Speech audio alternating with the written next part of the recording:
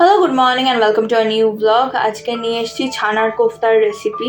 এবং আমার রান্নাঘরে বিভিন্ন রকমভাবে ছানার কোফতা হয়, বাট এই কোফতাটাই সব থেকে বেশি মানুষ ভালোবাসা দিয়েছে, সেই জন্য এই কোফতাটাই দেখাচ্ছি। এছাড়াও জিরে আদা বাটা দিয়ে প্লেন কোফতা হয়, যেখানে ভেতরে কাজু কিশমিশ দেওয়া থাকে না, মানে কোফতার ভেতরে কাজু কিশমিশ দেওয়া থাকে না। আর তাছাড়া আরেক রকমের হয় যেখানে ঝোলটা হয়, মানে গ্রেভিটা হয় তোমার কাজু বাদাম, আখরোট এবং পেস্তা দিয়ে।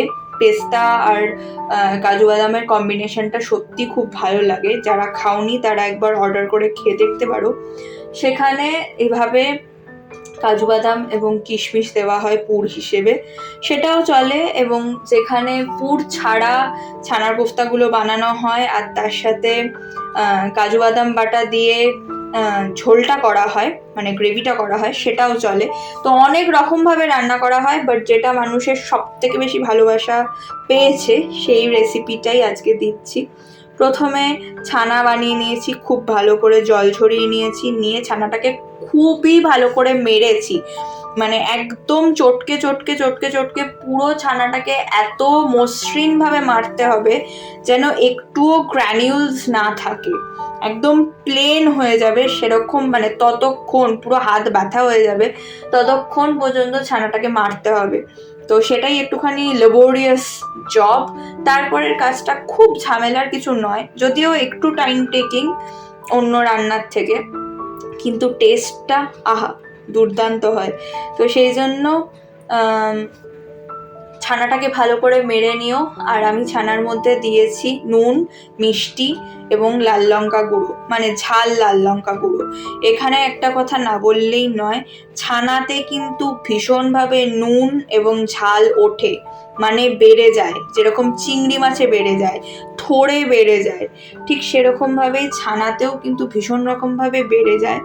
সো প্লিজ চেষ্টা করো একটু কমের দিকে দিতে। নর্মাল যে কোনো তরকারিতে যতটা ঝাল দাও বা যতটা নুন দাও ততটা কিন্তু দিও না। আর মিষ্টিটা আমি কিন্তু পাউডার সুগার ইউজ করেছি, যাতে মেশাতে সুবিধা হয়। একদম দানা দানা চিনি দিয়ে দিলে না মেশাতে কিন্তু খুব অসুবিধা হবে। এবং ছানা যদি গ্র্যানিউলস থেকে যায়, মানে চিনির দানাও যদি পটপট পটপট করে একদম গোটা থেকে যায়, তাহলে যেটা সব থেকে আগে হবে সেটা হচ্ছে তেলে দিলেই ভেঙে যাবে। এবং যেহেতু এটা পুর ভরা, যেহেতু এর মধ্যে কাজু বাদাম আর কিশমিশ দেওয়া রয়েছে, তাই জন্য ভেঙে গেলে কিন্তু একদম শেষ। সো সেটা মনে রেখো।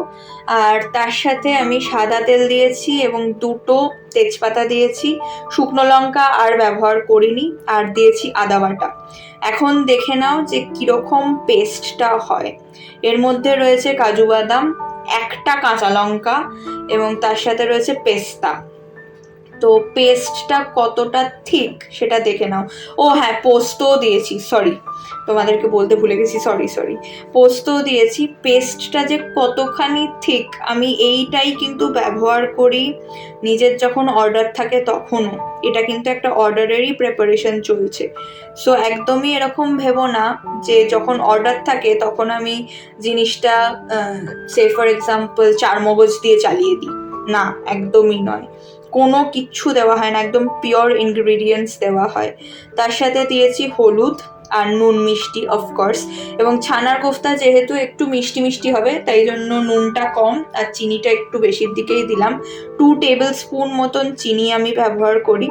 আর আজকে আমি 8টা ছানার কোফতা বানাচ্ছি, সেটার জন্য এই মাপটা আমার মনে হয়েছে ঠিক। আর তোমরা যেরকম টাইপের গ্রেভি চাইবে, যদি কেউ বেশি গ্রেভি চাও তাহলে কিন্তু ওই কাজু পোস্ত আর পেস্তা বাটাটা বেশি দিতে হবে, না হলে কিন্তু ভীষণ জলজলে মার্কা একটা বিচ্ছিরি টেক্সচার হবে। তো যদি এটা খুব ক্রিমি গ্রেভি চাও, একদম মাঝামাঝি, মানে একদম টালটালে ঝোল নয় সেরকম যদি চাও, তাহলে কিন্তু বুঝে কাজু পেস্তাটা বাড়িয়ে কমিয়ে নিও। তারপরে তেল ছেড়ে এসছে এবং আমি জল ঢেলে দিয়েছি। এমনি রান্নাটাতে কিচ্ছু নেই, খুবই সহজ একটা রান্না, বাট ওই আর কি একটু টাইম টেকিং। একটু তোমাকে ছানার কোফতাটা বানাতে হবে, তারপরে মানে ছানাটা মারতে হবে, তারপর কোফতা বানাও, তারপরে তাকে ভাজো, তারপরে ঝোল করো। তবে ছানার কোফতার যেটা সব থেকে প্লাস পয়েন্ট সেটা হচ্ছে ওই ভাজাটাও খেয়ে নেওয়া যায় এবং ভীষণ টেস্টি লাগে। আমার তো খুবই ভাল লাগে, বলে কোনো লাভ নেই, মানে চায়ের সাথে ওটা মানে অমৃত সমান।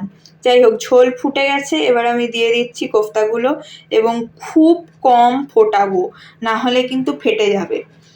মানে ঝোল ঢুকবে, একদমই এরকম নয় যে ঝোল ঢুকবে না, বাট খুব কম ফোটাবো। আচ্ছা, তারপরে ঢাকা দিয়ে দেবো, দিয়ে ধরো মিনিট 15, ম্যাক্সিমাম মিনিট 15 দিয়ে তারপরে আমি ঢাকনা খুলে গরম মশলা আর ঘি, এটা ছাড়া তো কোনো রান্নাই প্রায় মানে ম্যাক্সিমাম রান্নাতেই আমরা ঘি গরম মশলা ব্যবহার করি। এই যে গরম মশলা গুঁড়ো, আর তারপরে দেবো একদম পিওর গাওয়া ঘি। আমার ঘিটা কিন্তু আসে শান্তিনিকেতন থেকে, আমি এখানকার কোনো ঘি ব্যবহার করি না, আমার ঘি একদম আসে বনলক্ষ্মী থেকে। তোমাদের সাথে সব সিক্রেট শেয়ার করে দিচ্ছি। এরপরেও লোকে এসে বলবে যে তুই বলিস না তুই কি করে বানাস। আমি কি করে বানাই আমি সব কিছুই তোমাদের বলে দিচ্ছি, তাও যদি কোনো সমস্যা হয় কোনো রেসিপি নিয়ে, ডিএম খোলা রয়েছে, প্লিজ ভুলে যেও না ডিএম করতে। চলো টাটা, দেখা হবে আরেকটা নতুন ব্লগে।